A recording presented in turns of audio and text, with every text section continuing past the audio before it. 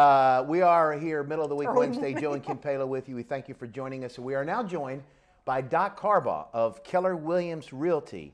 And Doc, first of all, thank you so much for being with us today. Well, thank you for having me. This is great. Oh, and we've got to enlighten these folks that are watching about the housing market in our area. We, fortunately, we're not hit as hard as some of the other areas of the country. Correct. And the rebound is happening, but we're rebounding even a little stronger, I think. So let's talk about that a little bit. Well, wait a minute. All right, I have a burning question. Burning question. I'm scared. Yes, I have, because I want to know why they call you Doc. Good question. Doc is not your given name by your mom and dad, right? No, Did but you earn it?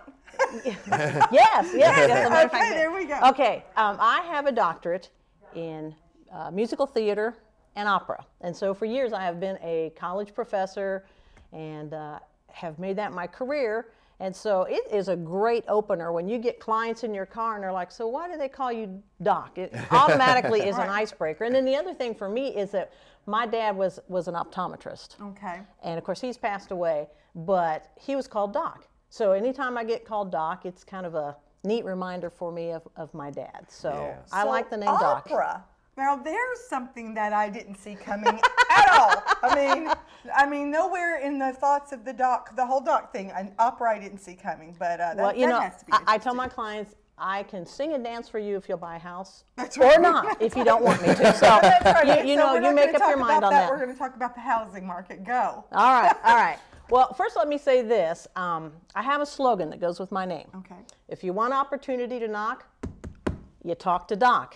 There you All right, go. now the reason why I use that is when I worked for so long in education, I really had the mindset of ministry, really trying to take care of people and their needs, and that's what it was all about.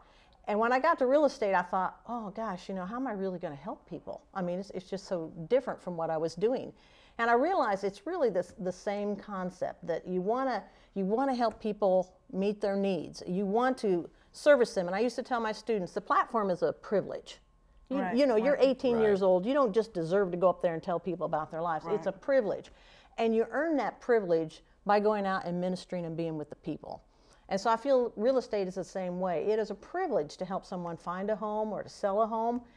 And it's not something you take for granted. You try to service them to the best of your ability. Mm-hmm. And you earn the privilege of being able to work with them to find, hopefully, the home of their dreams. And so that's kind of been my goal. And so I look at it as a still type of a ministry and still part of that education. And today we're going to do education and real estate. So I try to put all that together in a package. So if you want opportunity to knock, talk to Doc. That's right. All right, we're talking about the market. We just said that the market here wasn't hit as bad as it is in some parts of the country, and of course it has all rebounded. We're rebounding very quickly, and talk to us. Now, can we make the point that the housing part, will probably never go back up to the prices that it did within a few years? The prices just escalated. The value of all real estate went up so high, and then it took such a hard beating. We don't expect that to really fully recover all the way in like a very short period of time, in like 5 years. Or do we? Or do we? Right. We hope so. I mean, yeah. We homeowners. We look at market indicators, and that's one thing we're going to talk about today. But you make a good point, because see, everybody that looks at real estate looks at it from the national news media. Right. And everything there is so negative. Right. Yes. We're not California, we're not Michigan, we're not Ohio, we're not New York, we're not Florida. We have not dropped our home values by 50%. That's right. A home that was bought in California for $200,000 today would sell for $100,000 or less. A home that was bought in Cleveland for $200,000 back in the boom would maybe sell now for $185,000. Have we dropped?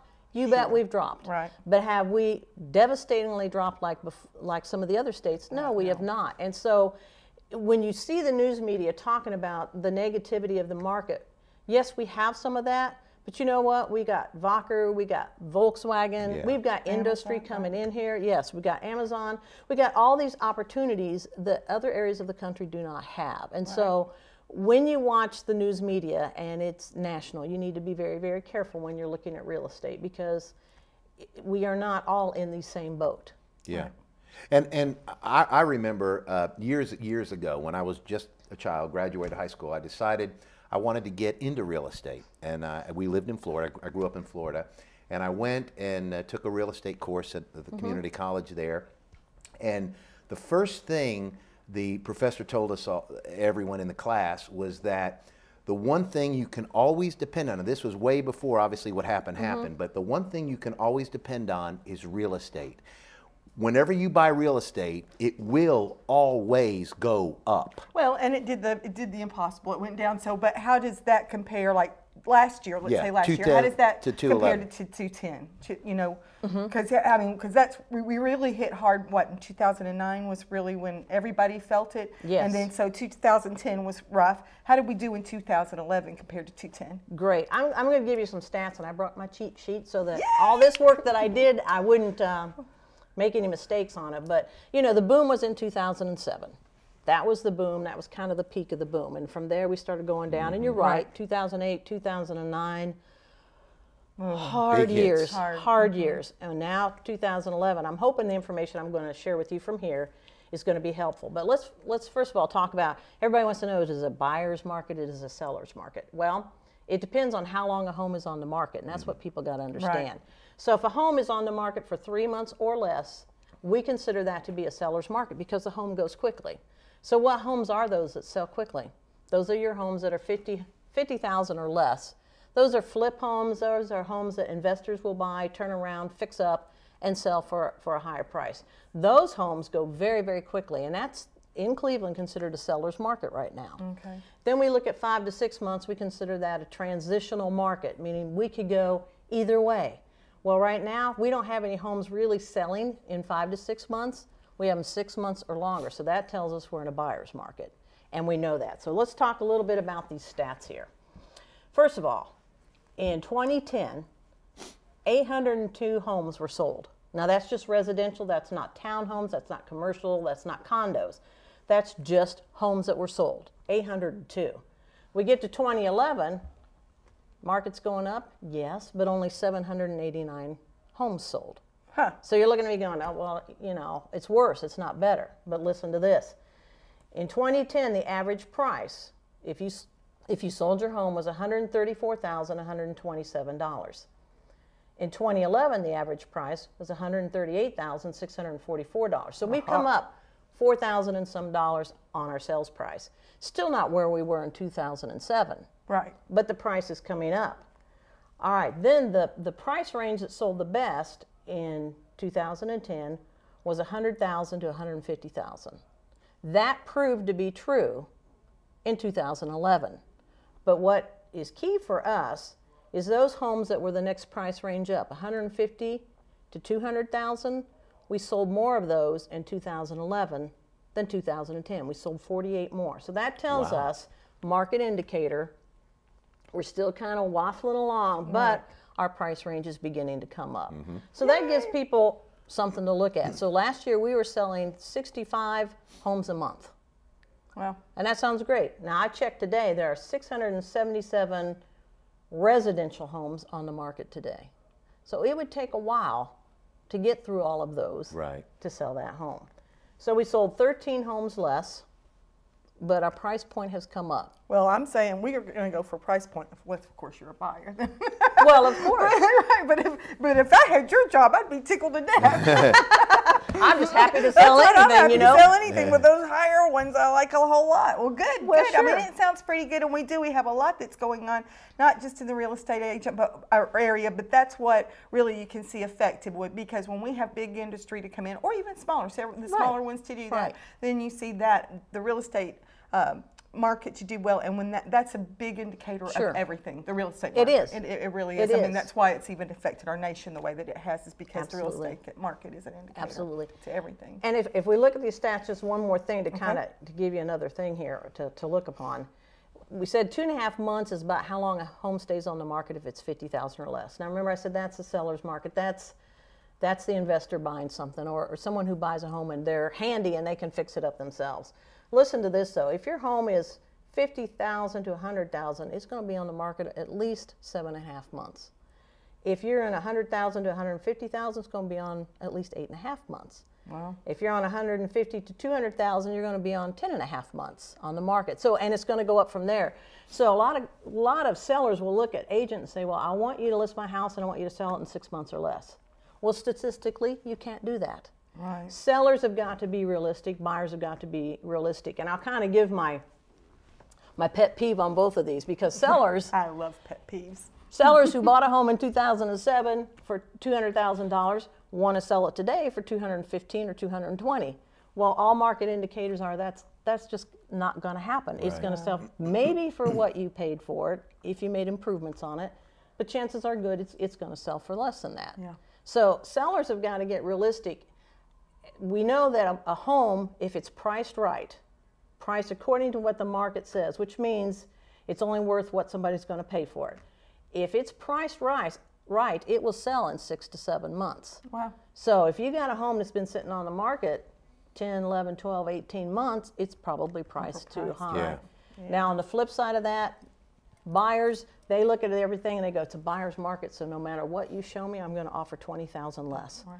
Well, if that seller has priced that home right, they don't want to be insulted by you asking it to come down another $20,000. Right. And I laugh at sellers because they want to sell their house at $200,000.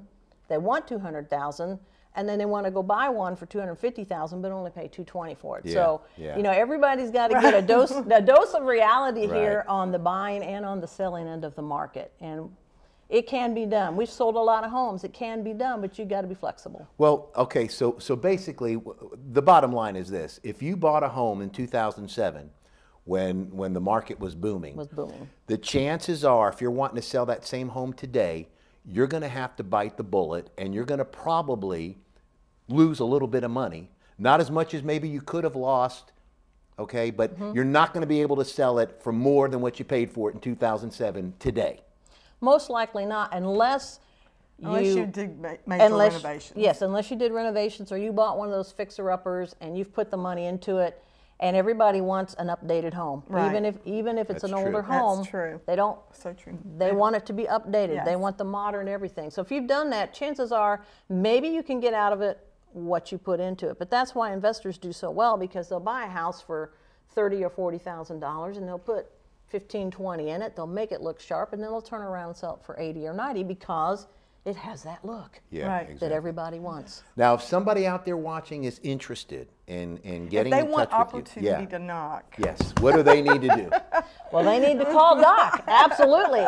So let me give you my cell phone number. It's 618-9774, and the office number is 303-1200. My slogan is, if you want opportunity to knock, talk to Doc. So whether you're a buyer or whether you're a seller, I would love the opportunity to talk with you and just talk to you about your home, your market, and we can narrow all these stats down to neighborhoods, subdivisions. I mean, we can get such a narrow focus that, you know, I could look at you and say, your homes in this area have sold for this price. This is the value of your home. This is what it should sell for. This is how many sold in here in the last 6 months. We can give you all that information and help you to make a very educated decision about buying and selling. Well, Wonderful, then there you folks. go. There's the whole package. Buying or selling a home, 618-9774. Doc Carbaugh of Keller Williams Realty.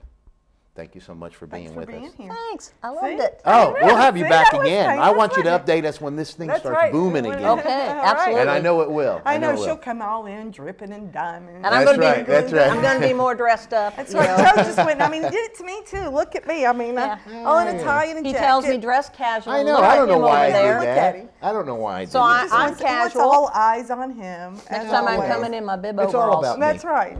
Me too. But in any we are case- in jeans a lot of times. Thank you, Doc. Thank you so much Thank for you. being with us. We're going to take a break. We're going to be back. We got Ron Moore, our Bradley County resident historian, coming up right after this.